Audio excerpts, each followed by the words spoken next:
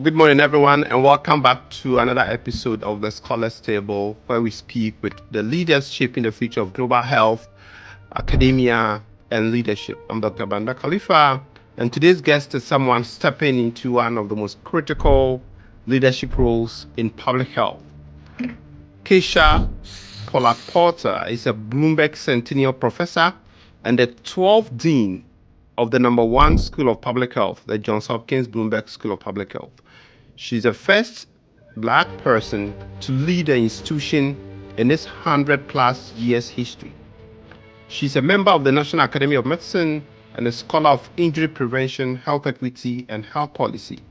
She has spent her career focused on environments and systems that shape how people live and whether they live well. As a former department chair, vice dean of faculty, and now institutional leader, Dean Pollack brings a rare blend of academic rigor and grounded vision. She takes the helm at a turning point for public health, a moment of misinformation, workforce strain, political pushback, and urgent calls for transformation. Today, we talk about what it means to lead in this moment, not with credentials alone, but with clarity, courage, and conviction.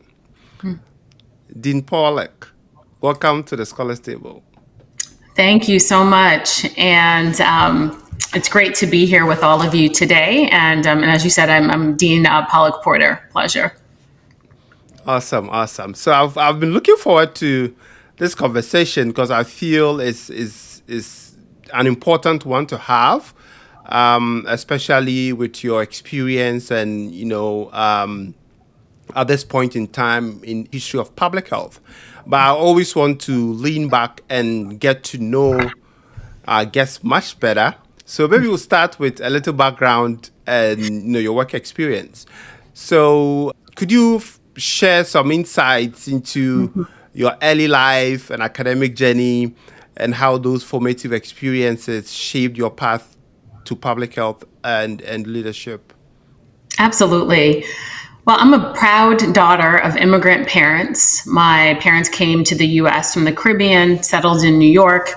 They came separately, got connected, got married, had my brother and me, and moved to the suburbs. And they came to the U.S. seeking a better life than they had, and really promoted education and service and making an impact in the world. And those are important lessons that I have embraced my entire life. My grandmother on my father's side always reminded me of my purpose and that I was here for a reason. I went to college, a first generation college kid, up at Tufts University, where I went up to be pre-med actually. And I was good in sciences in high school, and I remember being pushed to go to medicine. But after taking some public health courses, I was really interested in public health, and I thought, I'm going to get an MD and an MPH. And to be honest, that's the path I was down until I encountered my nemesis, which is organic chemistry.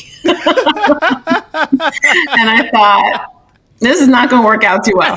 And but I'm grateful for mentorship, and that's a key theme of my story. That one of my mentors said, that public health courses and thinking and framework that you like, that could be your career. Like that could be where you can lean in. And I saw the promise and the possibility of just helping populations through public health strategies.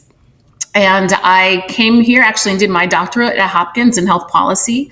Okay. And I chose to do that at Hopkins because I knew that I would receive the training to make an impact, to make a difference in the world. And for me, that was just such a critical driver for why I chose to be here. I left and did a postdoc at Penn and was at the Robert Wood Johnson Foundation before I was recruited back on faculty by our prior dean, Dean McKenzie. And I started as an assistant professor in health policy management. Awesome. So I guess you've kind of held several leadership positions within and outside of Hopkins. How would you say those experiences across, both research, teaching, and policy informed your readiness to step into your current role? Yeah, certainly being a principal investigator on research helped me develop strong skills in how to manage teams and get teams together around a vision, manage budgets, all of those really sort of more transactional types of skills. And also, how do we get people behind us in terms of leaning into a vision for discovery? I think a couple of the most influential roles for me was when I was vice dean for faculty. I held that role during the pandemic, right? Some of the hardest years of the pandemic, and really, how did we support faculty during that time, moving to a virtual way of being? How do you promote community in that space? I think that was critical for my development. And then also being chair of the Department of Health Policy and Management, which I held for about 3 years before I stepped into the dean role. It's one of the largest departments at the school, a complex department. So that, coupled with being a lead investigator on complex grants and research partnerships, really strengthened my ability to step into this role and to feel prepared to step into this role. It's critical. And throughout that entire journey, I had such key mentors and collaborators, again, all really helping me develop as a leader to step into this role at this moment in time. Yeah, and I know, like you've mentioned mentorship in person, but I mean, at this level, what role do you think mentorship or the absence of it played in shaping your career and your leadership, competency at this level? Yeah, I like to highlight when I talk to people the importance of mentorship and sponsorship. And I had both, and both were critical for my development. And so when I think about mentorship, it's people who are honest. Oh, say, Keshia, you're not doing the right thing here, or think about something a little bit different, right? Like, I think we need people to hold us accountable, right? To who are honestly, who want to honestly say to us and help us see maybe something that I have a blind spot to. And I've been grateful that I can call people to just unpack and talk through some different things. I also have a leadership coach so I think about my mentors, my sponsors, my coaches, and together all of those individuals have helped me develop into who I am. I'll say just a nod to sponsorship. Having a sponsor, having somebody who is at the table, who can lift you up and recommend you for things where you might not have the opportunity, is so critical for professional growth and development. So when I talk to students, for example, I encourage them to think about finding a mentor and a sponsor. And I think that those things together are critical. And that could be the same person, but those are different ways of interacting with you. And both have been critical for me. Awesome. Thank you for sharing your background and how mentorship and sponsorship, has shaped your journey till now. All right, so I know that you've led during the pandemic and now, so you're stepping into this role as a first Black dean and the only second woman to lead the Bloomberg School since its founding over a century ago. What does that moment represent to you personally and to the institution more broadly? There have been instances where folks have described moments like this as a glass cliff, where they feel, minorities are pushed into spaces at a point where there seems to be a lot of crisis or uncertainty. How do you feel, like personally, how do you feel this moment, not just as a challenge, but as an opportunity? And what does it mean to you personally, the institution, for you to lead in such a pivotal time? Yeah. Well, part of why I applied to be dean, there were 3 reasons I laid out. One is my love for the school. I grew up here in some ways professionally, right? And so I started here as a brand new assistant professor on the tenure track and made my way through. And I really do love the school. And part of my interest and my love for the school was what propelled me to think about stepping into this role when it opened up. The second thing that motivated me to apply is my love for the field, for public health. I truly believe in the power of public health, and public health is so critical, and it's more important now than it ever was before. So to be at the helm of this school during this moment was also something that I looked into. Application materials weren't due until December. So a lot of things were evolving in the world, and I still applied. It wasn't that I didn't step into this role with my eyes sort of not wide open. And the third reason why I applied is my calling and my purpose. I have a deep faith, and I believe that we're here for a reason. It's supposed to make an impact and make a difference. And part of my desire to make a difference was really thinking about how I could do that from this role. Certainly being the first reminds me of the responsibility that brings. Certainly Ellen D. McKenzie was the first woman to be dean, and now I step in as a second, the first Black woman to be dean. And I know that will pave the way for the second and the third and the fourth and the fifth, and I embrace that honor.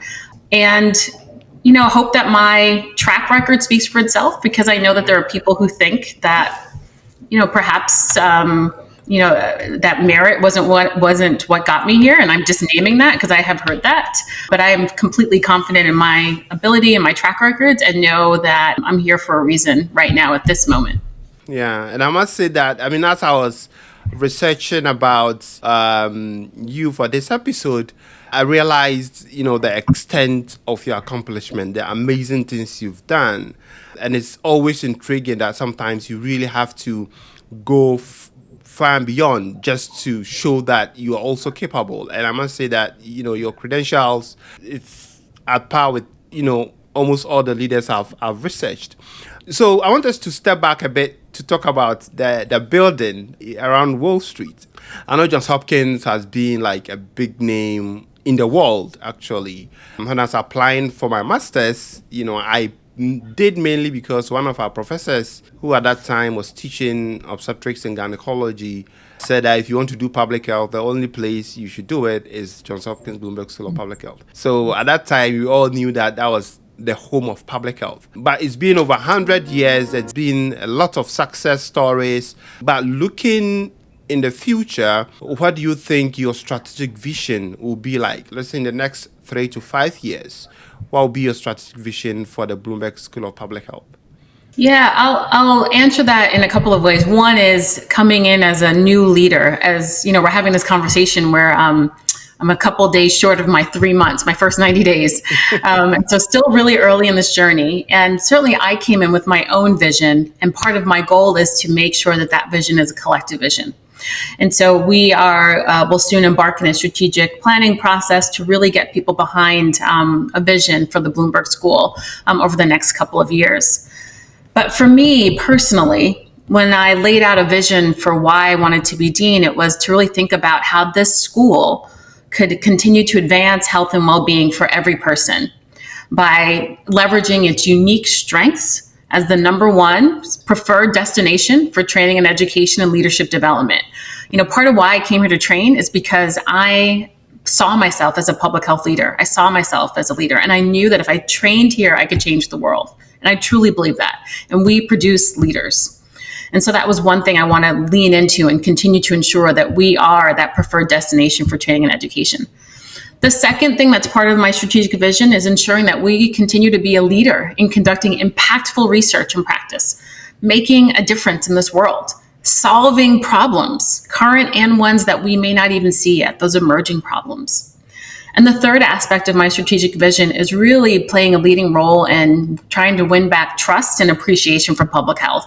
And that means doing things differently. It means listening with humility. It means deepening our engagement even more than we have before, reaching out to new partners. And I believe that this school has a role to play in leading. And I believe that, my vision could certainly be a collective vision. And I look forward to working with our whole community of faculty, staff, students, alumni, and even our broader community in Baltimore to get behind this. Awesome. I think these are well laid out visions. I'm confident that you'll be able to execute these. But I also want to add that Hopkins as an institution has a lot of I would say norms, and at this point in time, you also need somebody with a vision for transformation. So, what do you think will be your approach to balancing institutional continuity with the need for transformation? Yeah, well, it's thinking boldly, right? Like we clearly, I'll just say, when I look around, right, we see that so many people have not realized the health gains that I think there's a lot of potential to have achieved, right? We think about the systems, not everybody has benefited from from systems. And there are a number of people that continue to have poor health or who face barriers to optimal health. And so I do think that part of the tension is how do we think boldly and really transform health and public health so that every single person has the ability to be healthy. I truly believe that that's possible. And we have to balance that with strategy, with looking to see what are our unique contributions? How can we help to move things forward in partnership?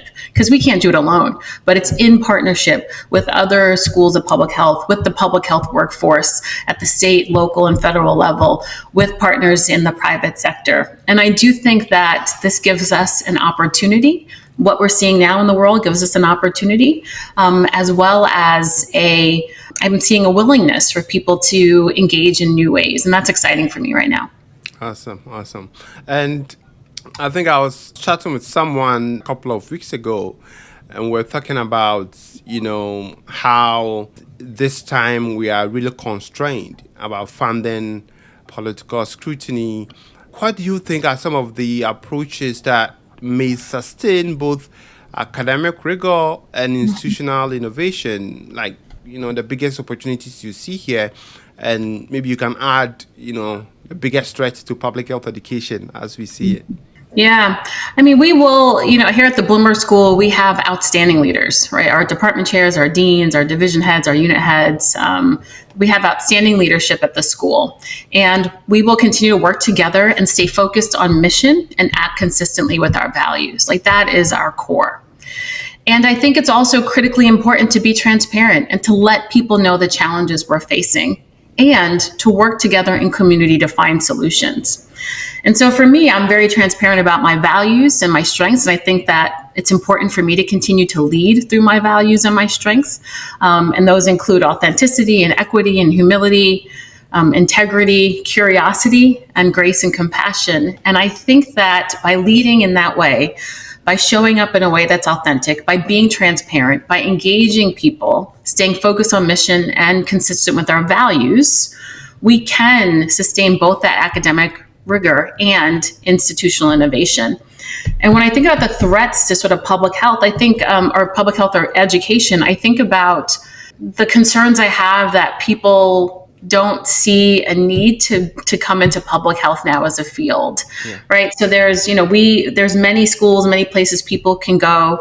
I believe that, we're a preferred destination for people to come, but people need to believe and have hope that public health is still a critically important field to go into. And so when I think about the threats to public health education, I'm wondering, are we still seeing, or what's the impacts of what we're seeing now on people's interest in the field? And will continue to be a champion for public health because public health is so important. We haven't solved the problems of the world yet. We have to continue to stay focused on training and inspiring leaders to help address public health problems. Yeah, thank you so much for the confidence in public health.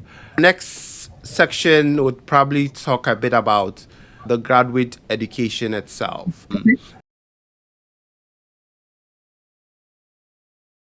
I think earlier you mentioned that you did your PhD at Johns Hopkins Bloomberg School of Public Health. But what do you believe distinguishes Johns Hopkins Bloomberg School of Public Health from other global public health institutions?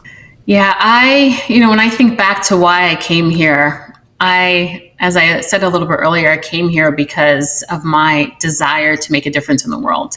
And I knew that by training here, I would have opportunities to learn, to grow. I would be able to lean into my strengths and curiosity and learn those skills, leadership skills, analytical skills to make a difference. And I think that emphasis and that community and the fact that people want to stay focused on mission and advancing public health was something that I found that was so appealing when I first came to visit. My first interactions here at the Bloomberg School of Public Health was I did a summer institute. I came when I was in my master's program.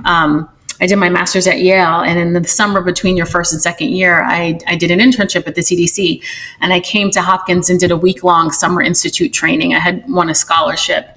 And I tell you, the receptivity to the faculty, to how I already sort of got a sense of how amazing this place was from being here for just a week, about the emphasis on making a difference and impact. Like, I felt that. And I believed that it was something that was so palpable that I was so excited that I knew I needed to come here. And so I think about that when I reflect on why I came here and why I want people to come here. This is such a great institution, great opportunities to work in community. We have community-based work like through Source. The alumni network is outstanding. And I think it's the opportunities and the supports to find employment. I think it really helps to make us exceptional for students' education. And as I said, leaders train here. I truly believe that. If you look at our alum around the world, leadership positions, they're folks who've graduated from this institution. Yeah.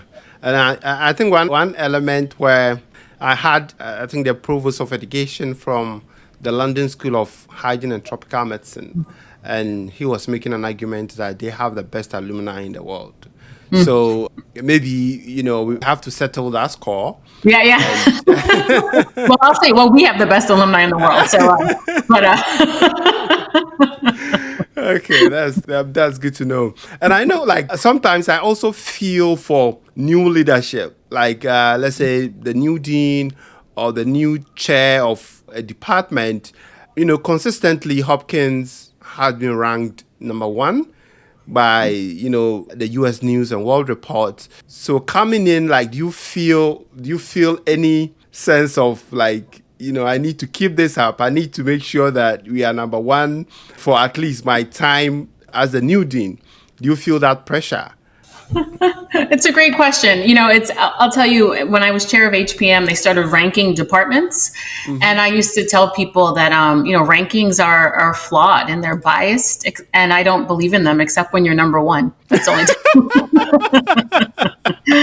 And so I'll start there by just saying that. I mean, for me, certainly rankings are important, right? I mean, people look at them. But for me, it's about the work. It's the work we do. And I think if we continue to lead with the work, continue to make an impact, make a difference, we have phenomenal work going on in breadth of topics that we're covering, from gun violence prevention to planetary health to a number of different topics.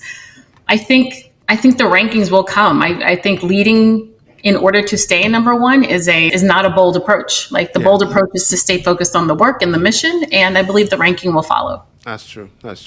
Okay. And I want us to talk a bit about my community, who, like, most of them are early career professionals or, let's say, prospective applicants who are still looking to decide whether public health is the next best step for them. And I think one concern they usually have is the element of funding. And I know you're very passionate about making public health accessible to a lot of people, irrespective of where they're coming from. But in the midst of all the challenges with grant cuts and all that, what can you share about, the school's efforts to still try and expand access, particularly scholarships and fellowships for masters and doctoral students? Yeah. So as you noted, I mean, this issue of access and funding is critical to me. I know that I only was able to go to undergrad and graduate school because of funding, supports, and scholarships. And I had some loans when I finished. I benefited from the loan repayment program from the NIH that they had to help take care of my loans. But I know the challenges of leaving school and having a lot of debt. So I resonate with anybody who's trying to decide, should they go to school and what does that debt look like? I'll say there's a few things. I mean, certainly for me, because of my focus, I'm working closely with our Office of External Affairs and our development team to help to think about, are there new opportunities to expand funding, to diversify our sources of funding, to provide support for our students. So whether it's scholarships or training grants, and when I was chair of HPM, for example, really supported faculty writing training grants that would support students. So those efforts are continuing in the departments, and through efforts like thinking about when I was a chair, we had a specific aims review, so you can actually get some internal support on your grants before they were submitted externally. So I think that those efforts to connect, to find new opportunities, to bring more funding is critical. The other thing is, Our MPH provide, you can complete it in 1 year compared to many programs that are 2 years. And for people who are concerned about funding, like this model has been helpful for people where they can come in and sort of expedite their training and then return to work or to other opportunities. And so I think for us, we're going to continue to look at how we're teaching, how people are learning, how are we touching people around the world. And I particularly will continue to connect with potential partners to help think about how we can expand access to our training programs and our fellowships, or through scholarships and fellowships, I should say. I mean, while you're here, I want us to talk a little bit about the future of public health. There are several areas of priority, but what do you really see as the most urgent priority for public health in this next decade? Yeah, well, when you introduced me as a health equity scholar, so I'm going to look at health equity. Health equity is an important issue, and health equity affects everybody, right? And I remind people about that. That health equity isn't just for one person. We're talking about increasing and improving opportunities for every single person, regardless of where you were born, where you live, whether your community is rural or urban. All of these things. How do we ensure that everybody can be helpful and can be their best and can thrive, right? So I think that issue is critical for all of us. I think particular topics that I continue to see as priorities are climate change and sort of broader planetary health issues. Certainly chronic disease prevention, obesity, diabetes continues to be challenges for us. Access to healthy food, physical activity, issues related there. Certainly infectious diseases, vaccine access, global health. I think these are all critically important. And I'll also make a nod to AI. And I think just thinking about AI, not just for healthcare and diagnostics, but how do we think about using AI to help us advance the public's health? And so I think these are the areas I'm keeping an eye on and, looking to see how we can continue to lead in these areas. Yeah. And I think that there are, other challenges that we are currently facing. So in this era of, misinformation, political pressure, funding volatility, and one of the motivations for me to kind of start this podcast was realizing that we have to step up as an institution, or we have to step up as a public health community to really bring information to the public, because post the COVID-19 pandemic, we all saw what the level of misinformation that was going on, and it was mainly because people had platforms that they could speak freely, even without evidence. So in your experience, how do you think we can protect the credibility and the impact of our public health institutions? Yeah, this is such an important issue, right? So I named a bunch of priorities. I think of these as like really cross-cutting issues that affect each of those areas I just named. And so I think what's critically important is for us to ask ourselves, how can we help to win back trust and appreciation for public health? And in order to do that, I think we have to approach how we think about public health, how we talk about public health, how we engage with public health from a place of with deep humility. And thinking about how do we have real dialogue and deep engagement with communities to actually understand and not judge. Because I think oftentimes people are in conversation where they hear something and they just dismiss the person or shut them down. That sort of engagement will not create a dialogue of understanding. So if we seek to be in conversation and seek to listen, right? Listen to understand versus to judge and convince. I think that would help us go a long way. I'm not saying that that's easy. Let me say that it is a difficult thing to do. And I think that approaching conversations with humility will be really important, because I think it's understanding, why are you getting your information from that source? Or how can we actually help to be, to also acknowledge when we make mistakes, right? I think all of this transparency and honesty and humility is just critical for us as we move forward and help to win back trust and appreciation for public health. And the Bloomberg School, we have a lot of credible sources here of information. So how can we partner with community to better understand and to help people and to understand what people are thinking, right? It's not about I need to help this person and convince them, but how do we understand why people are thinking the way they're thinking? And I think that will take us a long way. Awesome. Let's say if you had to or if you could redesign the public health education from scratch, what one or two things would you change about the way that public health is being taught in our institutions today? Yeah.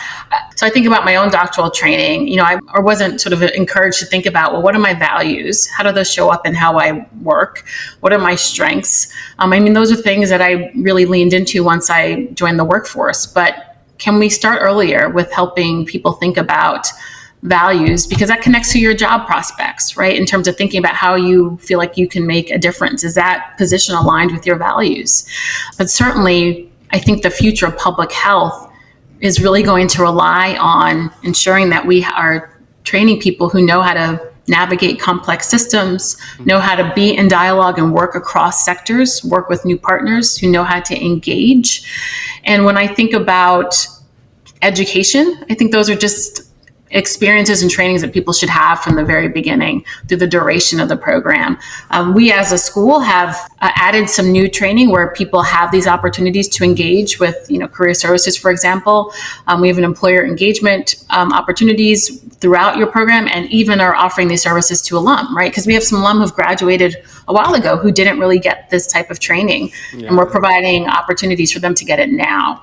So I do think a greater emphasis on leadership, on values, on how do we think strategically in complex systems, engagement, and again, more deeply than I would say has been present in many forms of public health. And that engagement part comes down to, for example, how are we sharing power with community? How are we thinking about power? How are we challenging how power is unevenly distributed? I think all of these things are things that students should be learning when they're in school in public health. Awesome. And as I mentioned earlier, my community is currently a little over 250,000. Most of them graduate students, young professionals, mid-career change makers. What must they understand about what it takes to lead in public health? Yeah, I'm going to start with where I just finished on that last question, which is humility, embracing humility, listening deeply to community, thinking about how are we showing up, how are we sharing power and resources. Critically, to be strategic. And being strategic means sometimes we are proactive. And yes, it also means sometimes we actually have to play defense at times. And it means being innovative and creative regarding teaching, education, resources, exploring new partnerships, and certainly being curious. I think curiosity is so important for grad students, young professionals, mid-career change makers, where we can ask questions, challenge the way things are, and have a vision for the world how we know it could be. It's really hard for people to imagine a world that they've never seen. But I encourage people to think about, well, how should the world be? What does it mean to have good health? What should that look like? And have that as your North Star and think about how to get there. Awesome.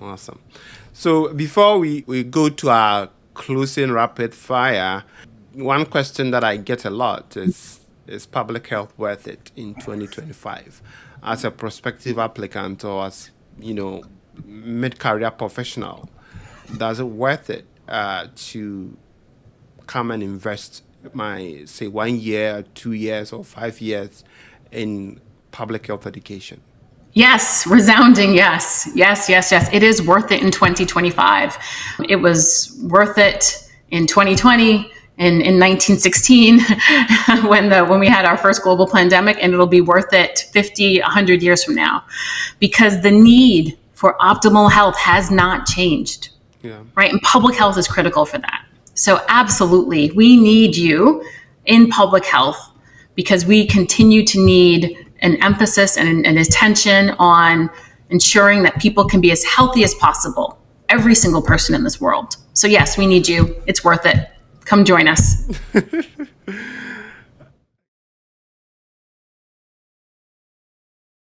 Okay, so as I said, before we close, I'm adding a short new segment called Closing Rapid Fire, where I'll ask you short questions and then you provide honest response. Mm-hmm. So the first one I have is that, what's a book you gift very often or think every young leader should read?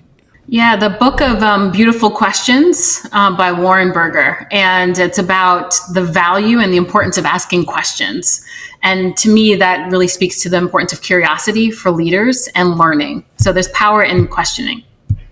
Okay. Okay. Have to look for it then. Yeah. What piece of advice do you give, but sometimes you struggle to follow yourself? Yeah, this is an easy one. I tell people all the time to embrace restorative rest and the importance of rest.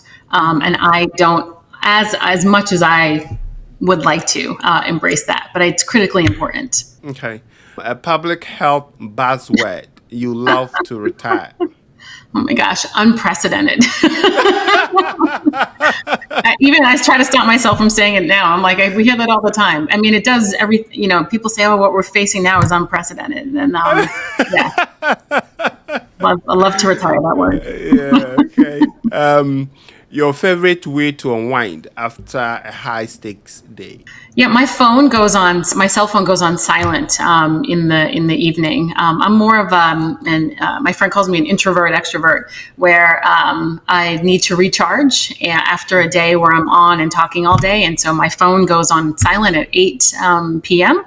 Until 7 a.m. the next day. And unless you're my husband, mother, brother, sister-in-law, best friends, you're not. I don't hear the phone ring. So that is a great way to sort of decompress and unplug. That's a very effective way to do that. Yes. Yeah. Yes. Setting those boundaries. Okay.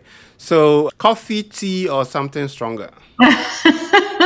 In the morning, coffee, almond milk latte, or just coffee with almond milk. Okay. Who is someone, past or present, you love to have a one-on-one leadership lunch with? There are so many people. I love this question, but I want to sit down and chat with Oprah. I want to talk to her too. I want to start with her, and then I'll work my way. Yeah, I have lots of questions for Oprah. I love her commitment to Black girls, her own journey. Love to chat with her. Oh, okay. Yeah. Well, hopefully Oprah finds this episode. Yes, hopefully, and reaches out and calls me. I will happily fly to Chicago and come have lunch. One thing people would be surprised to learn about you. I have a black belt in karate, and when I became dean, I did a little video, and I mentioned that in there, and people were very surprised, especially because my weapon was the sai. I don't practice anymore, but my weapon was the sai, which was very cool. Oh, black belt in karate. Mm-hmm. Do you have any videos or pictures? If I did, I would not even show you. So no. From my young age, yeah. But there are some photos somewhere. I mean, I used to compete in tournaments and won trophies, and yeah. It was, interesting. It was from I don't know, maybe 6 or 7 up until my teenage years. Oh, that's amazing! Mm-hmm. Wow. Yeah. Well, now people will know who to pick fight with. The one moment in your career you'll never forget. I successfully defending my dissertation with my parents in the room. It was so meaningful for them, as I'm a first generation college kid and had just achieved that level, and to defend successfully and present. That was the first time they saw me present my work, and to just have them in the back of the room smiling and beaming the whole time. I will never forget that. Yeah, I can understand. So our final one is fill in the blank. Public health leadership in 2025 requires perseverance, humility, empathy, and strategy. Awesome. Well, thank you so much for your time. I truly appreciate you finding the time and making this work. I know how busy you are and with the important work you're doing.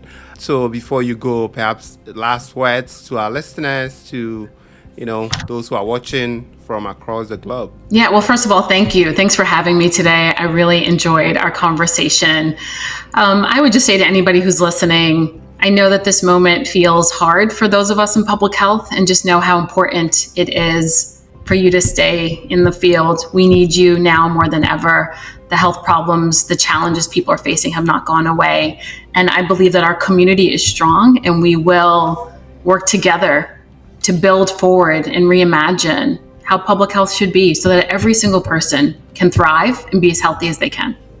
Awesome. Dean Pollack, thank you so much for your time, and hopefully find time and come to the office. Thank you. I would love to see you. Come on, and next time you're on campus, come by and visit. Sure.